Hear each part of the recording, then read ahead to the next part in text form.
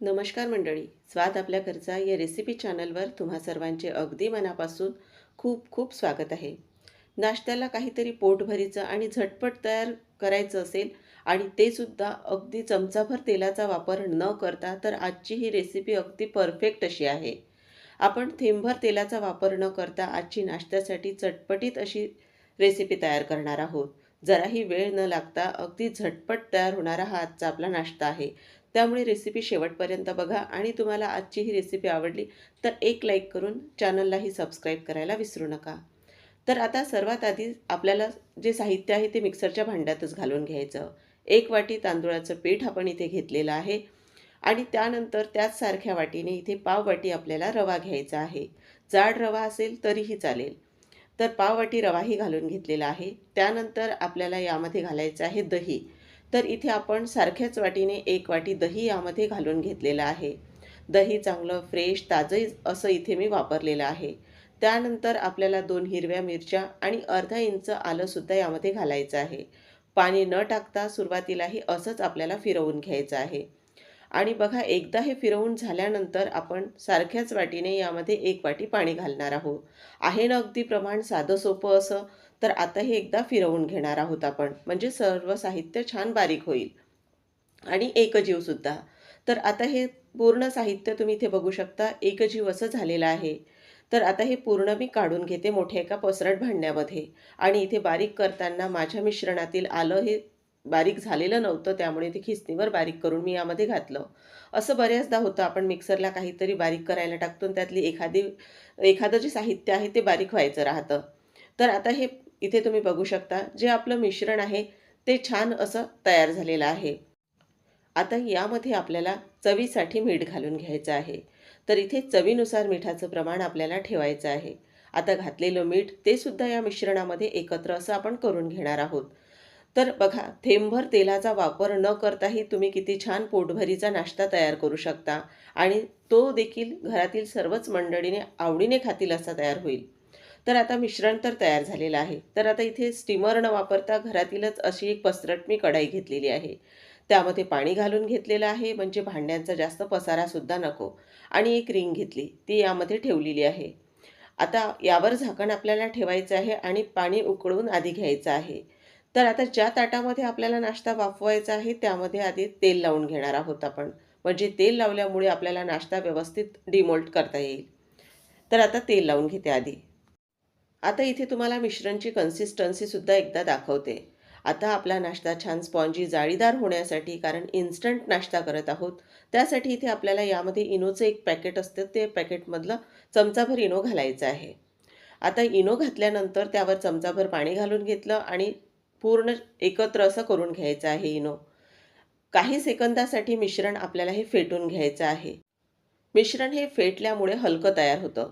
आणि आता हे मिश्रण लगेचच आपल्याला ताटामध्ये ओतून घ्यायचं आहे आणि आपला हा नाश्ता वाफवण्यासाठी आपल्याला ठेवायचा आहे. फार जास्त वेळही मिश्रण बाहेर ठेवायचं नाही, कारण इनो ॲक्टिवेट झाल्यानंतर लगेचच मिश्रण आपल्याला वाफवायसाठी ठेवायचं आहे. तर आता झाकण उघडून बघते, तर बघा इथे पाण्याला सुद्धा छान उकळी आलेली आहे. तर आता आधी ताट आपण ठेवून घेणार आहोत भांड्यामध्ये आणि नंतर यामध्ये मिश्रण ओतणार आहोत. आपण ताटामध्ये आधीच जर मिश्रण घालून घेतलं आणि नंतर ताट ठेवलं तर बऱ्याचदा ताट हलल्यामुळे मिश्रण एका बाजूला जातं. तर तसं होऊ नये त्यासाठी आधी ताट ठेवून घ्यायचं आणि नंतर मिश्रण त्यामध्ये ओतायचं.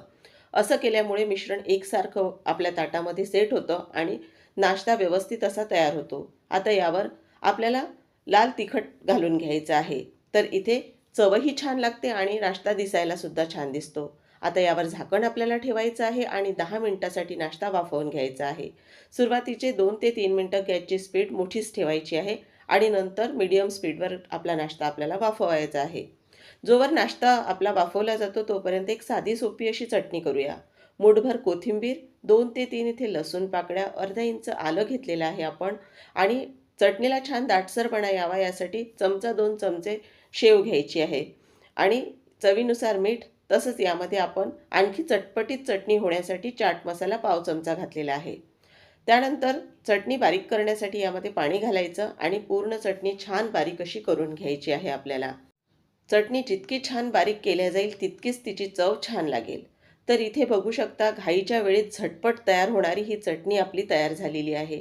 नुसतं कोथिंबीरपासून सुद्धा तुम्ही इतकी छान चटणी तयार करू शकता. तर आता 10 मिनिटं तर झालेली आहे. गॅस बंद केला मी इथे आणि इथे आपला नाश्ता आपण उघडून बघूया. तर वरून तर छान शिजलेला दिसतो, पण आतूनही तो छान वाफवला गेलेला आहे की नाही हे आपण चेक करूया. तर सुरीने बघा चेक करून दाखवते तुम्हाला. आतपर्यंत छान वाफवला गेलेला आहे. आता हा खाली काढून घेणार आहोत.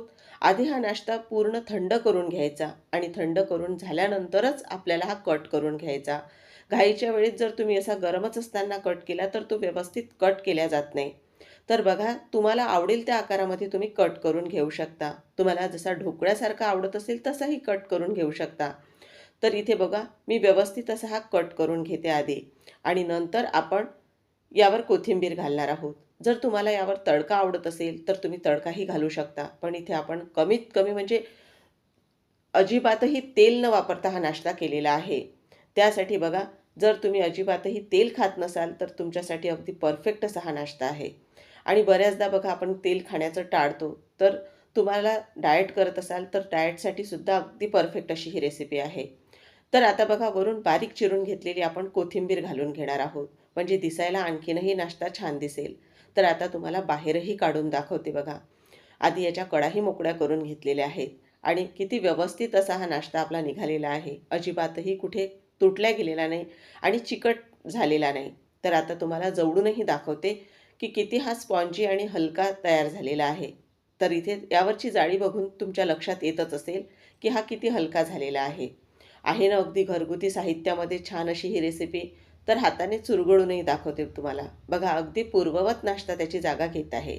म्हणजे आपण हातानेही हा दाबल्यानंतर अजिबातही कुठे कोरडा झालेला नाही किंवा चिकट झालेला नाही. तर अशी झटपट तयार होणारी ही रेसिपी नक्कीच तुम्ही एकदा करून बघा. अगदी ऐन वेळेवर पाहुणे मंडळी जरी आली तरीही तुम्ही हा नाश्ता त्यांना दिला तर अगदी आवडीने खातील आणि रेसिपीही तुम्हाला नक्कीच विचारतील. तर आजची ही झटपट तयार होणारी अगदी घरगुती साहित्यापासून आपण जी रेसिपी बनवली ती तुम्हाला कशी वाटली ते नक्की कमेंट करून सांगा.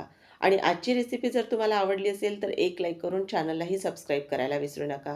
म्हणजे तुम्हाला छान छान रेसिपी पाहायला मिळतील. पुन्हा भेटूया. तोपर्यंत धन्यवाद.